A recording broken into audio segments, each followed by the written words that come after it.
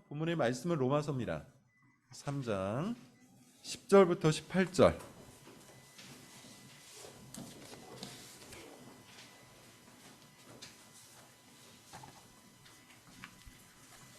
3장 10절부터 18절의 말씀 교독을 할게요. 기록된 바 의인은 없나니 하나도 없으며 다 치우쳐 함께 무익하게 되고 선을 행하는 자는 없나니 하나도 없도다. 그들의 목구멍은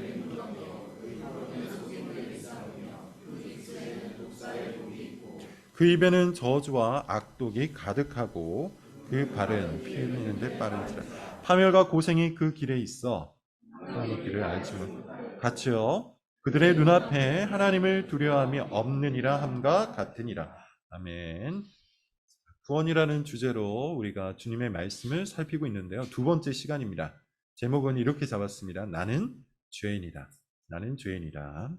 성경이 가르치는 구원을 제대로 이해하려면 순서상 하나님으로부터 시작을 해야 마땅하죠. 지난 시간에 말한 것처럼 구원은 명령형이 아니라 진술형이기 때문이에요. 명령형이 아니라 진술형이다. 우리로부터 시작하는 것이 아니라 하나님으로부터 시작한다는 그런 뜻입니다. 우리로부터 구원이 출발한다면 사실 구원은 명령형이어야 하죠. 우리가 깨달아야 합니다. 우리가 연습해야 되고 우리가 훈련해야 되고 우리가 경지에 도달해야 되는 거예요. 그렇게 되는 것, 그렇게 명령을 쫓아서 한 단계 한 단계 올라서서 끝내 우리가 원하는 목적지까지 가는 것, 이런 것이 명령형에 의한 구원이에요. 모든 종교는 사실 다 이런 단계를 거칩니다. 가장 인간적인 종교, 가장 사람 본성에 가까운 종교, 많이 말했는데 뭐라고 했죠? 불교입니다.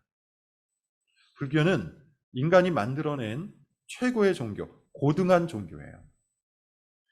그래서 불교 철학이나 불교 신학을 살펴보면 나름대로 굉장히 심오합니다. 그런데 여러분, 불교가 딱 그래요. 모든 게 다 명령형이에요. 우리가 깨달아야 해요.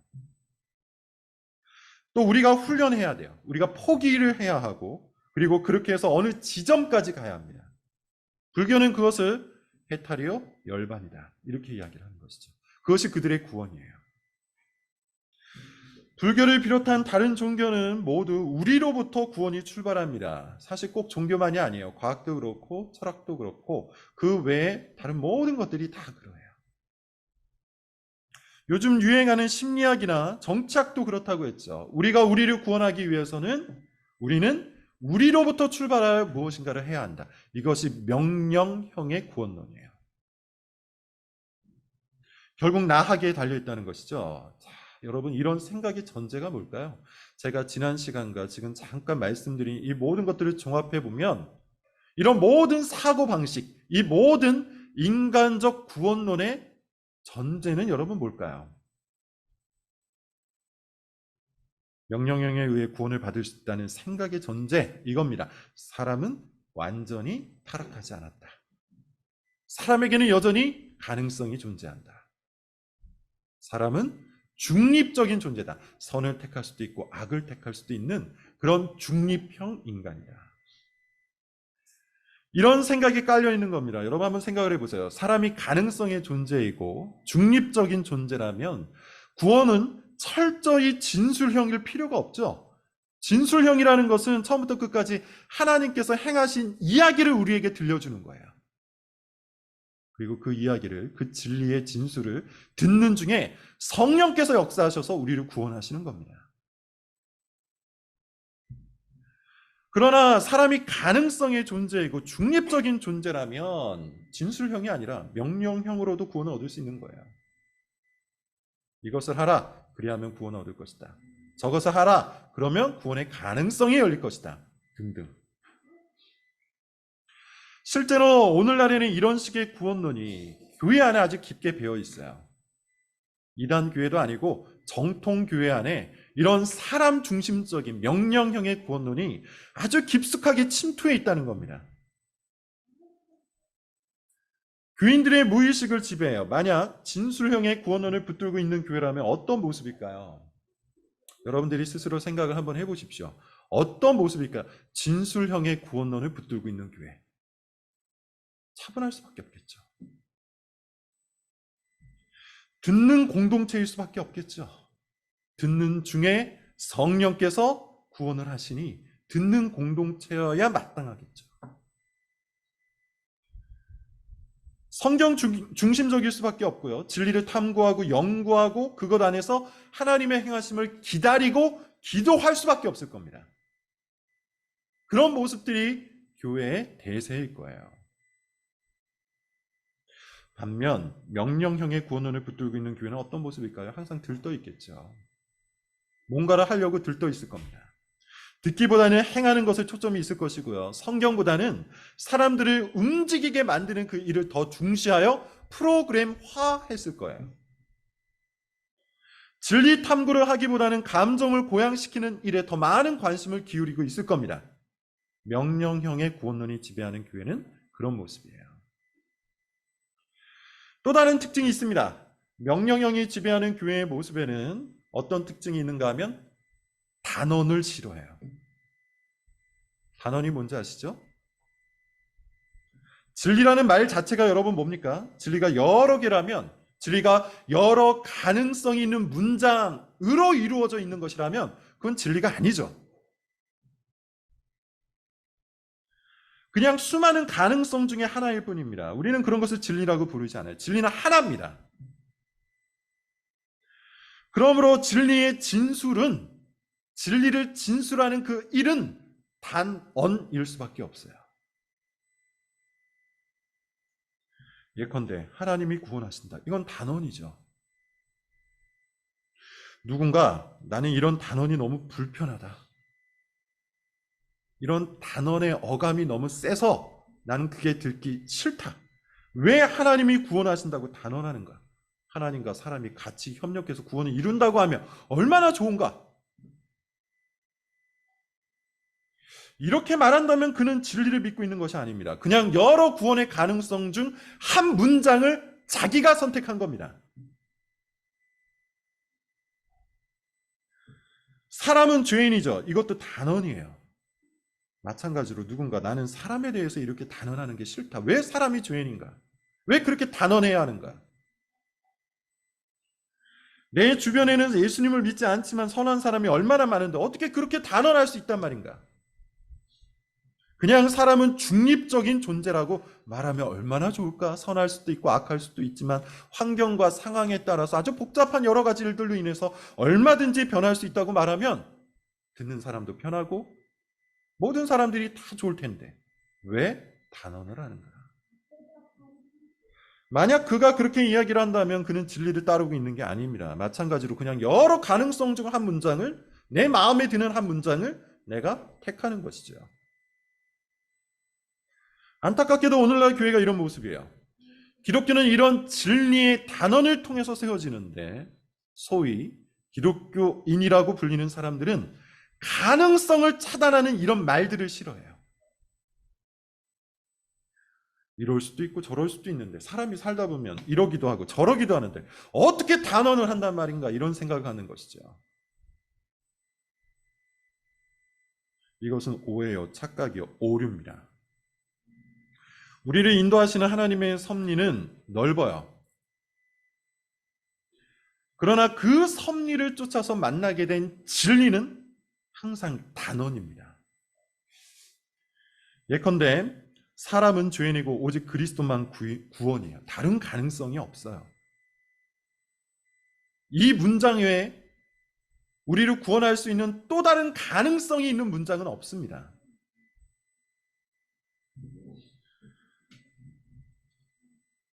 이를테면 어떤 사람은 기독교 집안이어서 어렸을 때부터 진리로 인도를 받을 수 있어요. 또 어떤 사람은 친구에 의해서 진리로 인도를 받을 수 있습니다. 또 어떤 사람은 군대에 갔다가 진리로 인도를 받을 수 있어요.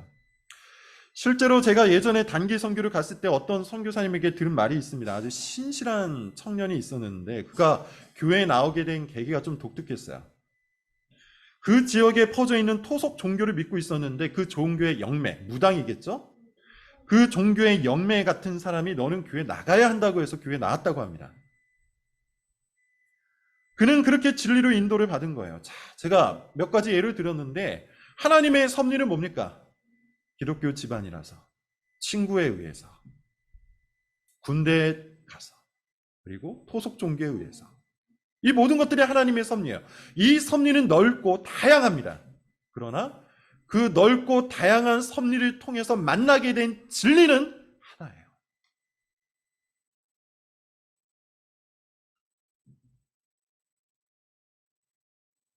다른 가능성이 없어요. 사람은 자신이 죄인됨을 깨닫고 유일한 구원자 예수 그리스도를 마음으로 믿고 시인해야만 구원을 얻습니다. 이 문장 외에 다른 문장으로는 구원을 얻을 수 없어요. 이 진리 외에 다른 가능성을 찾고 있는 사람이 있다면 그는 기독교가 아닌 다른 종교를 찾고 있는 겁니다. 기독교 속으로 들어올 수 있는 문은 오직 단 하나, 자기 죄를 회개하고 예수 그리스도를 믿는 것. 이것 외에는 없어요. 그러므로 여러분, 우리는 진리의 단언을 들어야 합니다. 여러분 마음속에 있는 불편함은 중요하지 않아요. 왜냐하면 그 불편함을 제거할 수 없기 때문이에요. 성경은 죄인됨을 선포하고 그 죄의 결과를 가르치며 그것으로부터 우리가 구원을 얻을 수 있는 유일한 방법은 예수 그리스도라는 것을 선언하는 것 외에 다른 방법을 가르치지 않습니다.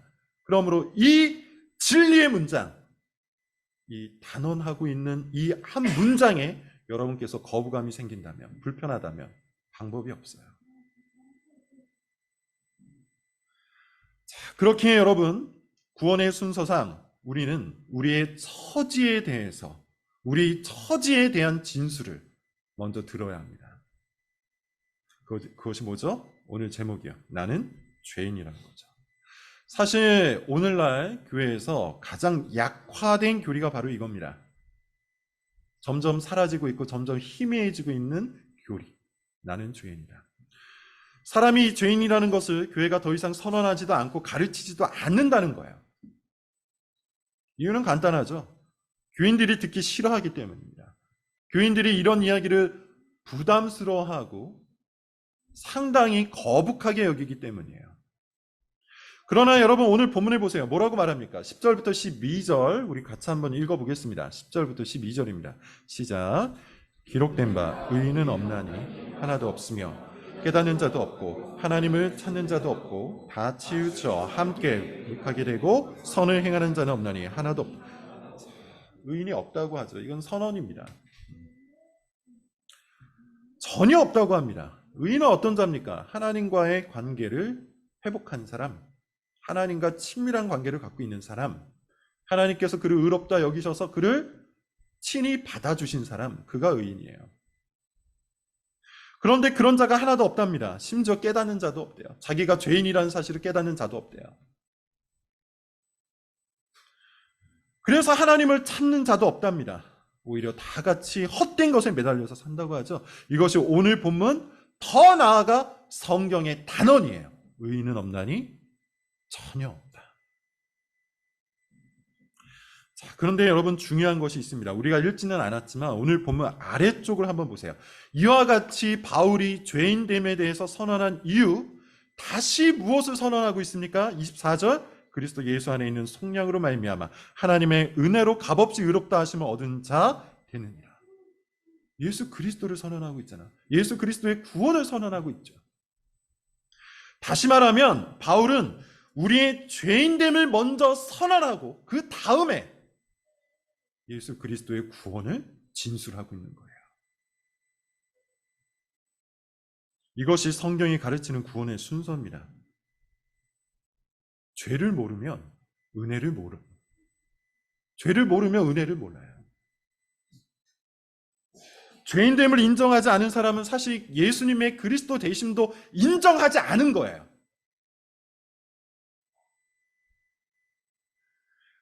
그래서 마크 존스라는 분은 죄란 무엇인가라는 책에서 사실 죄를 모르는 사람은 기독교에 대해서 아무것도 모르는 사람이다, 이렇게 단언을 합니다. 웨인 그루뎀은 기독교 윤리학에서 이런 말을 하는데요. 여러분 한번 잘 들어보세요. 어떤 그리스도인들은 죄에 대해 아주 많이 말하는 것에 대해서 반대한다. 교회 안에서 설교 시간이나 강의 시간이나 성경 공부 시간에 죄를 많이 언급하는 것을 반대한답니다. 신약 성경은 주로 하나님의 용서와 은혜에 대한 게 아닌가, 왜 우리가 죄에 대해 초점을 맞춰야 하는가, 이렇게 이야기한다는 것이죠. 그러나 신약 성경에서 죄라는 단어는 440회 나온다. 신약 성경이 235쪽이라는 것을 감안할 때 신약 성경 전체에서 한쪽마다 죄라는 단어가 2번씩 언급된다는 뜻이다. 우리는 은혜를 말하기 전에 항상 죄에 대해서 먼저 이야기해야 합니다. 죄 문제를 해결하는 것은 예수 그리스도께서 이 땅에 오신 목적입니다. 죄 문제가 해결되는 게 바로 구원이에요. 그런데 참 놀랍게도 예수님 이야기는 좋아하면서 죄 이야기는 유독 싫어하는 사람들이 많아요. 교회 밖이 아니라 교회 안에 많아요. 저에게는 이런 일들이 정말 놀랍습니다. 성경을 펼쳐서 조금만 읽어봐도 성경의 절반 이상이 내가 죄인이라는 것을 고발하고 있는데, 그리고 바로 그 죄를 해결하기 위해 예수님께서 오셨다는 것을 가르치고 있는데, 어째서 우리는 내가 죄인이라는 사실을 듣고 싶어 하지 않을까요? 진리를 듣고 싶은 것이 아니라 그냥 내가 듣고 싶은 예수님이 따로 있어서 그런 게 아닐까요? 예컨대 이런 예수님이겠죠. 내 고민을 따끔한 충고 없이 아무 말 없이 미소를 지으며 자상하게 들어주시는 예수님. 여러분들이 원하는 예수님 아닙니까? 단언을 싫어하는 내 마음을 이해하시고 중립지대에 서서 나를 기다려주시는 예수님. 이런저런 어려움에서 내 정신적인 위로자가 되시고 내가 부리는 탐욕을 내 삶의 정황과 맞추어서 다 이해해 주시는 예수님. 그런 예수님이 혹시 여러분이 듣고 싶은 예수님입니까? 이 모든 행위가 죄 때문이요. 그 죄의 결과는 영원한 심판이요. 그렇게 내가 할 수 있는 유일한 것은 내가 다 틀렸다는 것을 고백하고 그리스도께로 돌아가는 것인데, 그것이 성경의 구원인데, 그것이 성경이 말하는 예수님의 모습인데, 우리가 원하는 예수님은 너무나도 다르다는 것이죠. 우리 주 예수 그리스도의 십자가를 바라보고 율법에 의해 고발당한 나의 죄를 회개하는 것, 이거 외에는 다른 방법이 없는데, 우리는 혹시 다른 방법을 찾아 헤매기에 죄의 이야기를 듣고 싶어 하지 않는 게 아닐까요? 사실 우리는 우리가 이런 존재라는 것을 인정하기 싫어서 죄의 이야기를 듣고 싶어 하지 않습니다. 본문을 보십시오. 13절부터 15절입니다. 오늘 본문 13절, 15절 세 절인데 같이 한번 읽어볼게요. 시작. 그들의 목구멍은 열린 무덤이요 그 혀로는 속이는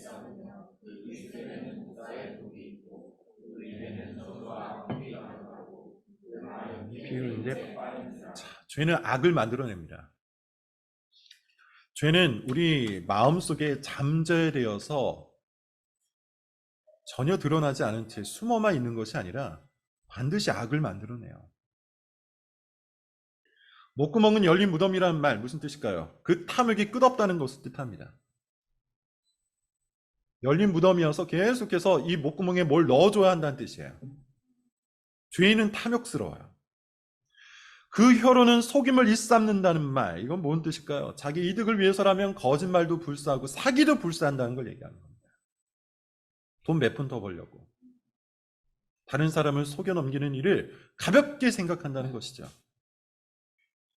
남에게 피해를 끼쳐서라도 내가 이득을 얻어내고 말겠다는 그런 사고방식, 일단 나부터 사는 게 맞지 않냐라는 그런 생각, 그게 바로 죄인의 사고예요.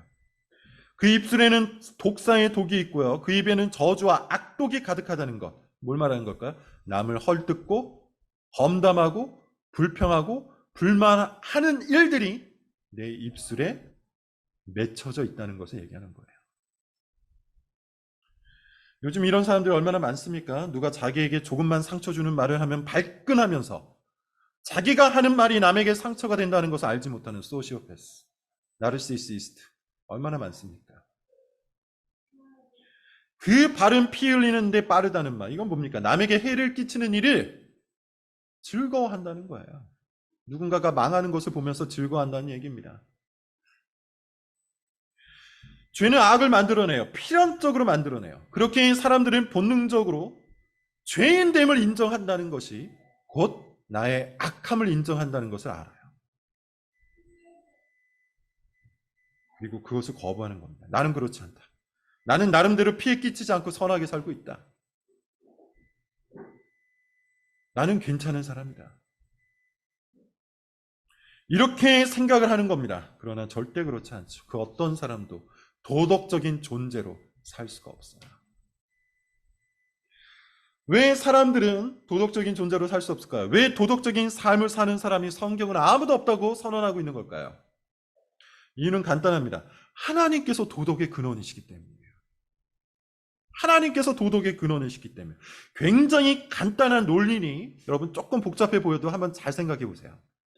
이 세상이 창조되기 전에 이 세상에는 도덕적 관념이 있었을까요? 없었을까요? 세상이 창조되기 전에 도덕이라는 것이 존재했을까요? 존재하지 않았을까요? 아무것도 없는데 어떻게 도덕적 관념이 선재할 수 있었겠습니까? 미리 존재할 수 있었겠습니까? 그렇다면 이 세상에 도덕은 언제 들어왔을까요? 도덕적 관념이라는 것이 언제 생겼을까요? 하나님께서 세상을 창조하신 그 직후부터 생겨난 거죠. 도덕적인 하나님께서 이 세상을 도덕적으로 만드셨고, 더 정확히 말하자면 하나님의 그 도덕적인 성품이 이 세상 도덕의 근원이 되었다는 겁니다. 도덕적 관념이 따로 존재하는 것이 아니라 하나님 자신이 도덕의 기준이 되신다는 거예요. 옳고 그름의 기준이 되신다는 거예요. 엄청나게 중요한 말입니다. 여러분, 살인이 왜 범죄입니까? 왜 우리는 살인을 범죄로 규정합니까? 도둑질과 사기는 왜 범죄입니까? 진화론자들은 살인과 도둑질과 사기 등등 이 각종 범죄들은 인류의 진보에 해를 끼치기 때문에 그것을 범죄로 규정하는 것이 조금 더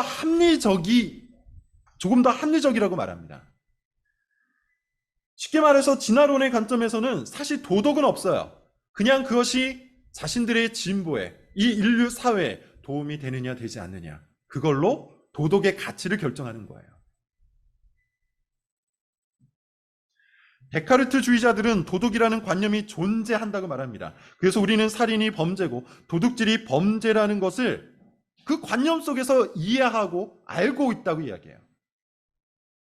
즉 옳고 그름의 관념이 존재하고 우리는 그것을 인지할 수 있다고 하는데, 도대체 이 관념은 언제부터 존재했는지에 대해서는 그 누구도 답변을 못하죠. 그러나 성경은 간단히 말해요. 하나님께서 모든 도덕의 근원이 되신다. 진화론자들이 얘기하는 것처럼 실용적인 목적과 합리적인 목적에 의해서 도덕을 판단하는 것이 아니라 하나님 자신이 도덕의 근원이 되시는 거예요. 데카르트주의자들처럼 언제 어디서 존재했는지 알지 못하는 그 도덕적 관념을 주장하는 것이 아니라 하나님께서 도덕의 기준, 옳고 그름의 기준이 되신다고 성경은 가르칩니다. 예컨대 이런 거예요. 하나님께서 살인이 죄라고 말씀하셨으니 살인이 죄가 되는 거예요. 하나님께서 도둑질을 죄라고 규정하셨기에 도둑질이 죄가 되는 거예요. 다른 이유가 없어요. 하나님께서 그렇게 규정을 하신 겁니다. 하나님의 도덕적인 성품에 기초하여. 이것을 철학에서는 당위성이라고 해요. 당위성. 하나님께서 도덕의 근원이 되심으로 당연히 그분의 모든 말씀도 도덕적이다. 그러므로 여러분, 죄는 뭘까요? 지금 제가 설명드린 이 말씀, 이 말에 기초하면 죄는 뭐죠? 도덕의 근원이 되시는 하나님을 떠나는 거죠. 도덕의 근원이 되는 하나님을 떠나는 것 자체가 죄가 될 수밖에 없죠. 그리고 그 도덕의 기준이 되시는 하나님의 말씀에 불순종하는 것, 그게 죄가 되는 거예요.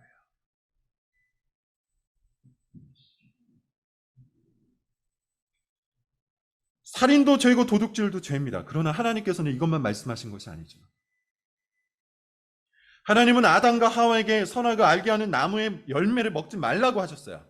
하나님은 도덕의 근원이심으로 이 말씀도 그 자체적으로 도덕적 명령이에요. 선악을 알게 하는 나무의 열매에 무슨 특별한 힘이 있거나 그것을 먹고 안 먹고가 무슨 대단한 기준이라고 하나님께서 왜 그렇게 정하셨을까? 물을 필요가 없어요. 이것은 당위성이에요. 하나님이 도덕의 기준이 되시고 도덕의 근원이 되시는데 그분이 말씀하셨으니 그것이 옳은 거예요. 그런데 아담과 하와가 이 명령을 거부했죠. 도덕의 근원이 되신 하나님 말씀에 불순종하고 그 하나님께 반역한 겁니다. 그래서 아담과 하와가 죄인이 되었어요. 이것이 바로 죄입니다. 훗날 하나님께서는 사람들이 하나님의 말씀을 더 자세히 그리고 더 명백히 알 수 있도록 율법을 주셨죠. 이것도 하나님의 말씀이므로 모두 도덕적인 명령이에요. 이 명령을 따르면 선을 행하는 것이고요. 따르지 않으면 악을 행하는 겁니다. 왜 그렇다고 했죠? 하나님이 도덕의 근원이 되시기 때문에, 그분이 옳고 그름의 기준이 되시기 때문에. 그래서 하나님과의 관계가 회복된 사람은, 즉 구원을 받은 사람은 하나님의 모든 말씀을 당위로 받는 겁니다. 그래서 제가 여러 번 말씀드렸어요. 순종은 설득의 문제가 아니에요. 하나님이 여러분을 설득해야 되는 문제가 아니에요. 순종은 설득의 문제가 아닙니다. 당위의 문제예요. 그것이 하나님의 말씀이고 그것이 도덕적인 명령이기에 나는 당연히 순종하는 거예요.